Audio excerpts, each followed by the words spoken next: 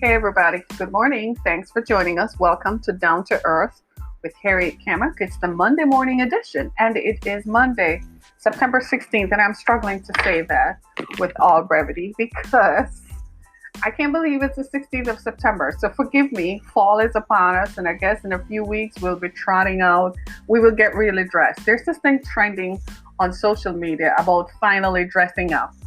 And that's because for summer, we all got a chance to dress more comfortably, a little loosely. As for me, I wore shorts. I didn't wear shorts all summer long, but I wore shorts. I wore capris. I wore tank tops. And the best part about it was I wore flip flops. Do you know what that felt like? To see my toes, to see my feet. Ooh, Jesus. Have mercy on us as we go through fall, then inevitably winter. Who likes that, right? Who likes winter? None of us do. None of us do. Not one bit. So today on our show, we're going to talk about lifestyle, and we're going to talk about the foods we eat and the direct correlation between what we eat and cancer. Yesterday on my show, we literally had to talk about cancer and had to pray for folks because what I found out was that there were so many people on my Facebook page. If you go to my Facebook page, there were so many people on my Facebook page who were diagnosed recently with cancer, some of whom are even undergoing treatments as we speak. It's an epidemic. It's of mammoth proportions. It's of gargantuan proportions. And it drew to my mind the fact that it hit home for me. Well, of course, mom is in heaven because she did not survive her bout with cancer. And then, of course, my cousin Tristan, who is much younger, he was only 26. And then last week, I got a phone call that one of my cousins was just recently diagnosed with cancer. In fact, I got the phone call the day after she was diagnosed. And I was like, hold on. Then I went to my Facebook page and there were so many people, most of whom were women, some were men, and who were just diagnosed. And I'm like, we need to talk about this, right? So regardless, there's some things that we can control and there are some things that we can't. But before I get into all of that, I just want to say shout out to everybody. Thanks to Anchor FM. I'm giving them a shout out. I am now broadcasted on Spotify and Postercast. So wherever you're listening to this, whatever is your favorite podcast platform, I want to thank you so much for tuning in and for joining us. Our show is aired daily, Monday through Friday on weekdays, Monday through Friday at 10 a.m., right? You can join us also on Blog Talk Radio. And for more information about our show, of course, go to harrietkamuk.com so that you know who we are and what we do. You can just put my name in Google and you'll find out who I am. I'm an author and a speaker, and I talk about this kind of stuff a lot, right? Right. I'm also the executive director, the founder of the Exodus Foundation. We provide services to victims of human sex trafficking. So for more information on what we do, you can go to theexodusfoundation.com and find out more information on what we're doing, right? And so I wanted to talk about in this subject because I'm watching all these shows and I'm finding there's a direct correlation between poverty and cancer. I'm finding that, and from based on my background, I worked in healthcare for some time, and I saw firsthand what poverty does to folks and what poverty does to people who don't have access to clean air, clean water, exercise, right? So lifestyle, talk about lifestyle, right? Basic human health and access to healthcare. Wherever there is a dearth of healthcare, in the provisioning of healthcare, where people don't have access to healthcare, where people can't get to the doctor, right? Because they don't have transportation or they don't have healthcare provision, then you will find that there are higher rates of cancer. There are also spaces where people don't have an active lifestyle. Not that an active lifestyle is going to prevent you from getting cancer, but it will delay it. So many people are getting cancer real early in their 30s and 40s and 50s. And I know you're going to tell me about the gym rat who got cancer, right? I know you're going to tell me about the person who excessively exercised but still got cancer. Those are anomalies, right? Generally speaking, if you have an active lifestyle and you eat as well as you should, and an active lifestyle doesn't mean you get up and run 10 miles a day. An active lifestyle just means you get up and move. As I look at all of us and look at our body images, and we're all trying to be body positive and to say positive things about our bodies, but you have to ask yourself this question. Are you comfortable where you are right now? Do you think it's the best thing for your health? And if you can't answer if that's the best thing for your health, if your weight and the way your body is shaped is the best thing for your health, then you need to change. Makes no sense. We pontificate about body positivity if we're not going to be healthy. The goal has to be what? Healthy. And the goal is that if you maintain this weight, let's say you think you're comfortable at 200 pounds. And if maintaining that 200 pounds for the rest of your life is not going to give you health complications, then okay, be it unto you. But if your doctor tells you that you should reduce weight because it is going to help you as you mature and as you grow, then what do you think you should do? Makes no sense you come at people and say, well, they're discriminating against you because you're fat or whatever. No, the goal is what? Health. We have thrown health through the window, and people are now astronomically, we all are. I myself am included. We all have issues. There's a show on television my daughter told me about, My 600-Pound Life. And she tells me that in that show, it talks about people who weigh 600 pounds. Honestly, I thought that whole show was based on just one person and their journey to wellness. I had no idea that there were more than one person in the US who weigh over 600 pounds.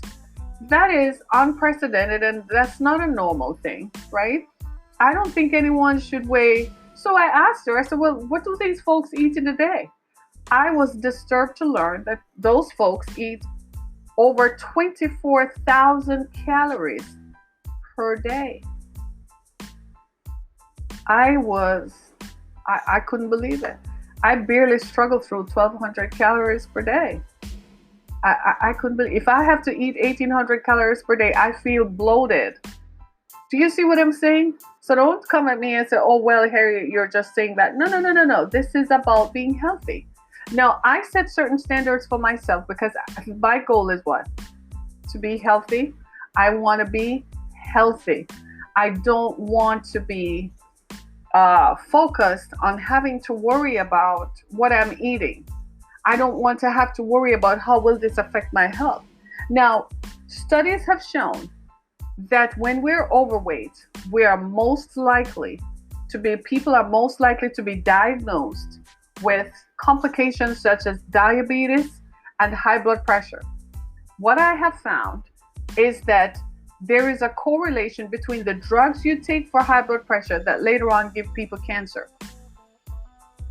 Just recently, their Zantac, the drug that is prescribed for acid reflux, is on a recall because it has chemicals that give cancer. Go figure, everybody. Go figure, right? So it tells me that as much as I can, right? As much as I can, I should try to avoid what? I should try to avoid cancer. I should try to avoid overeating, and I should try to avoid even having high blood pressure or diabetes because the drugs that you take are going to give you cancer. Do you see what I'm saying? So the correlation then between what we eat, the foods we eat, and the drugs we take, and eventually give us cancer. Okay, so let's put this into perspective. Let's say if you live in urban spaces, right? If you live in urban spaces, chances are your access to exercise is limited because you probably live near a freeway or a major roadway, can't walk the dog as much, right? Inhalation of fumes, toxic fumes, are a problem. not enough green spaces, so there are not enough trees to create the metamorphosis effect to overturn the effects of the carbon, right? The carbon dioxide needs to come in contact with the trees for the trees to make it less toxic, right? So it affects the air that you breathe, your access to going to a park to walk and exercise, except of course during winter when you can't do that, obviously. But what about the foods that you eat? Now, most people who live in urban areas have are exposed to what is called a food desert.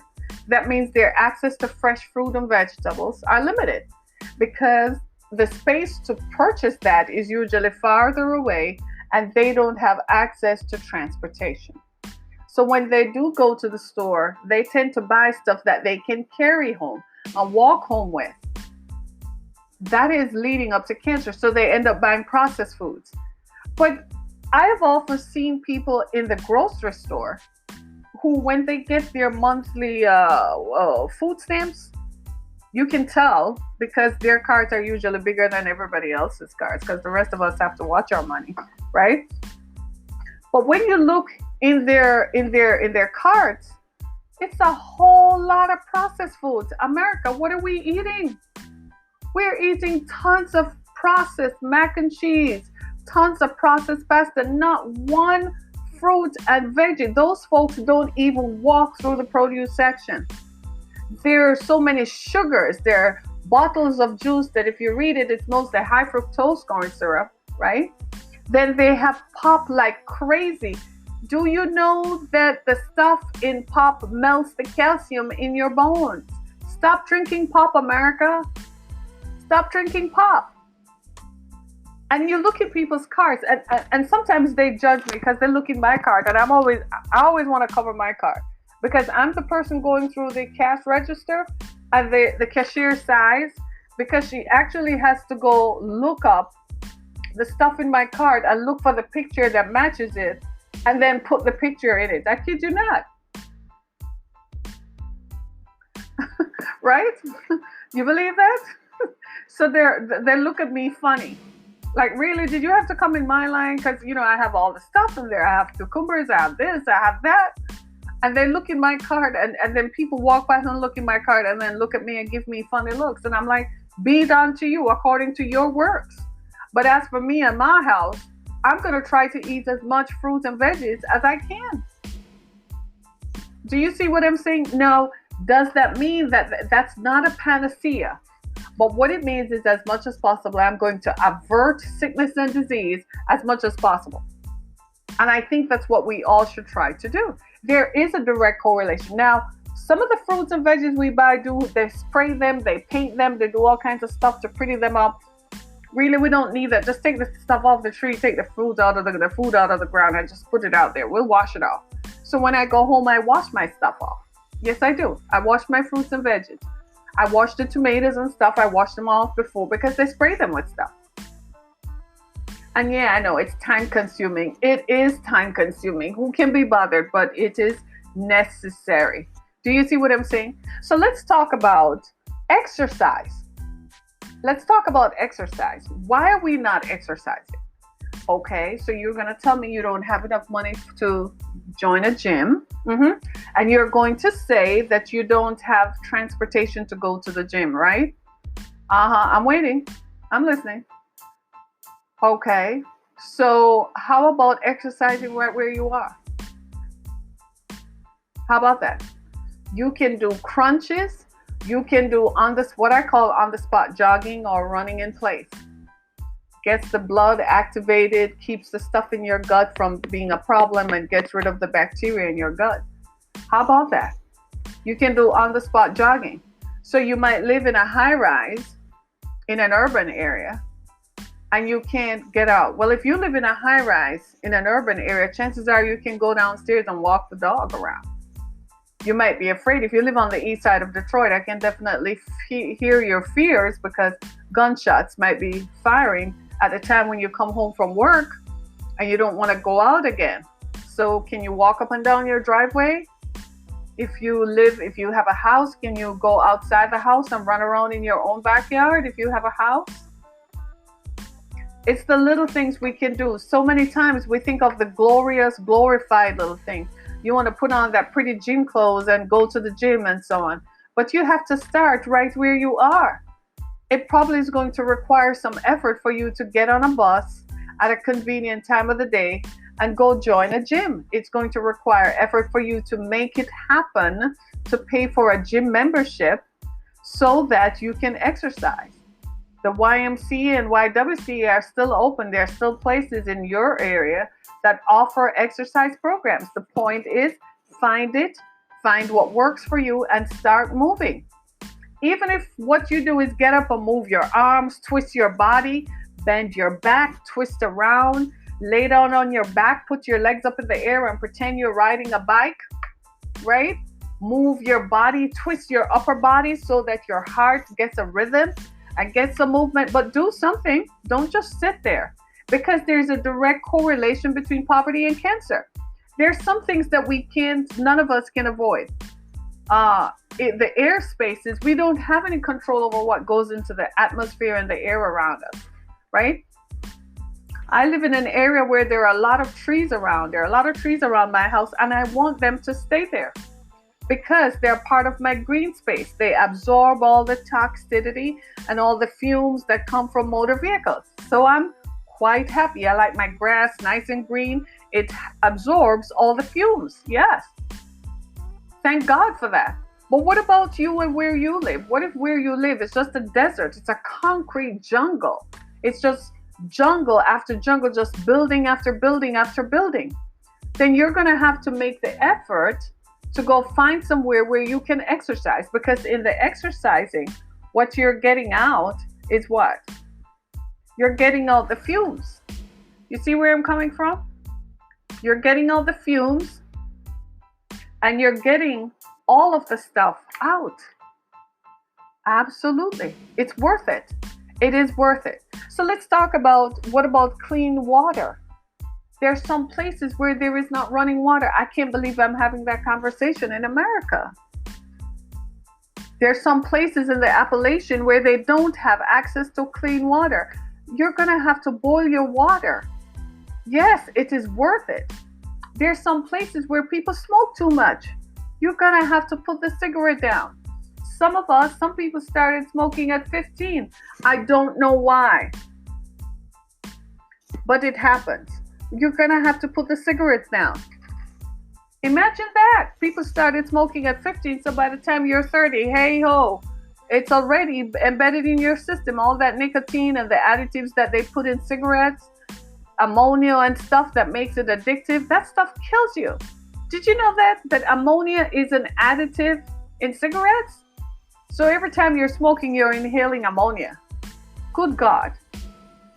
Do you see what I'm saying? So we have to make some lifestyle changes, because cancer has become a plague. And I have found it in the Black community to be even more of a plague.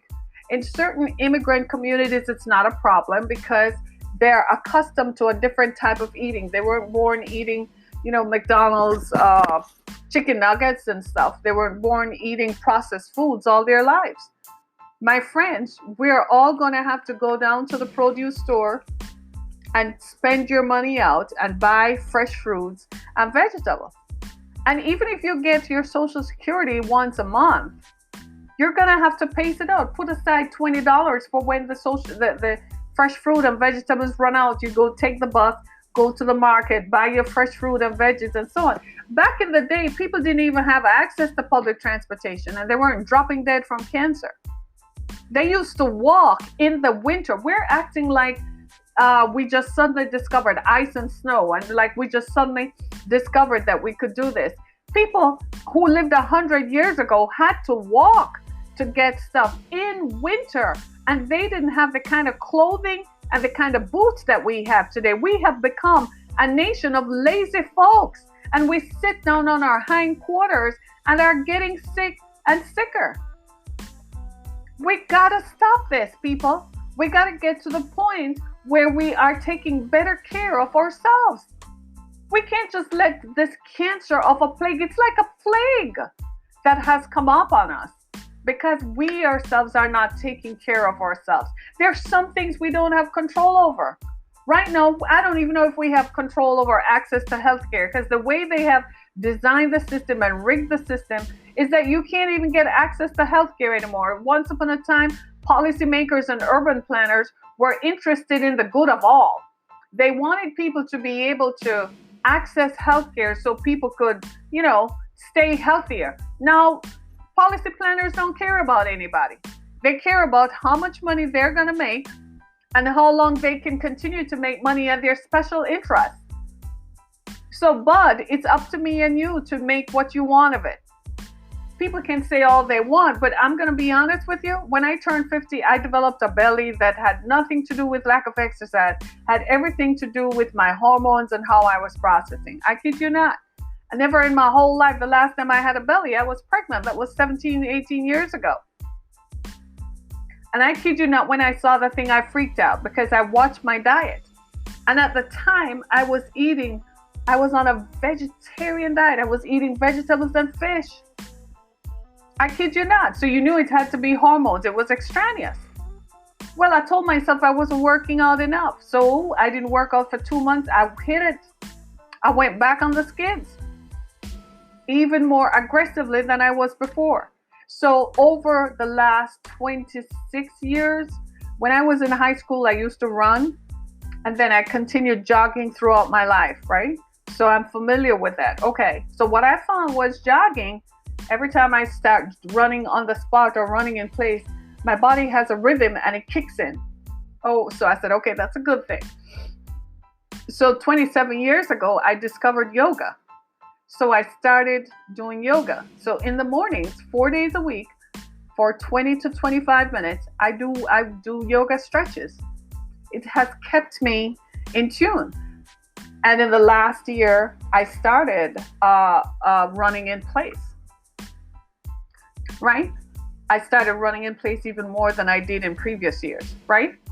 Because I promise you, and I went to the doctor, and I go to the doctor. Right? And the doctor tells me that I'm doing the right thing. Right? I'm surprised every time I go to the doctor because people my age just keep dropping like flies and going to the doctor and getting diagnosed with high blood pressure and diabetes and told they're pre-diabetic and they have to watch this and watch that. Come on, folks. Whether you're 25 or 55, the point is you got to get up and get moving. You got to watch what you eat. So let's talk about the foods that we eat.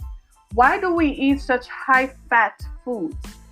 I'm a lover of French fries. I'm going to be honest with you. That's about the only fast food that I eat. I can't eat the other stuff. It's processed. It's not going anywhere with me. So I don't eat the hamburgers or the chicken sandwiches. I can't do it. But French fries, yeah. That's what I allow myself to eat. Outside of that, nothing else. It's fast food. I try to eat as organically as possible. I try to eat as many vegetables as I can. I don't eat red meat except for a certain time of the month. I may feel like it, and that's not every month. It's like every other month or so, right? But outside of that, I really try my best. But then the most consistent thing that I do is watching what I eat, drinking water profusely. I drink a lot of water. It just keeps me up at night. Yeah. But I also do my on-the-spot running in place and do my workout. Why? Because I tell myself that it's a must. I tell myself that I have to. So in the mornings, if you were to see me in the mornings, by the time I'm done doing all that and go in the shower, even in winter when I come out, I don't need a coat because I'm sweating, right? My body is like the blood is pumping, so I'm sweating. It's first thing in the morning, and then I'm relaxed. It helps me to cope with the commute, right? With commuting and so on, right? But I'm saying all of this because we have to bring attention to the fact that even with folks who have been diagnosed with mental illness, their studies have shown that having a regular form of exercise contributes to your overall health. So nowadays, they're incorporating into mental health stays in hospitals. They're incorporating physical exercise because of the endorphins and the hormones that it releases. It helps people to cope because it makes you calm. It relieves some of the stress. It relaxes you. And if you're relaxed, then it's going to keep you calm.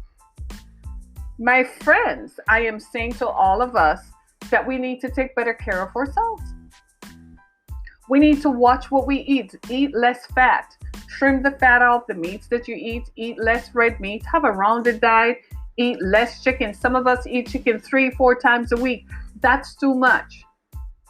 Eat as many vegetables as you can. It will show. And for the love of God in Christ Jesus, please take your vitamins.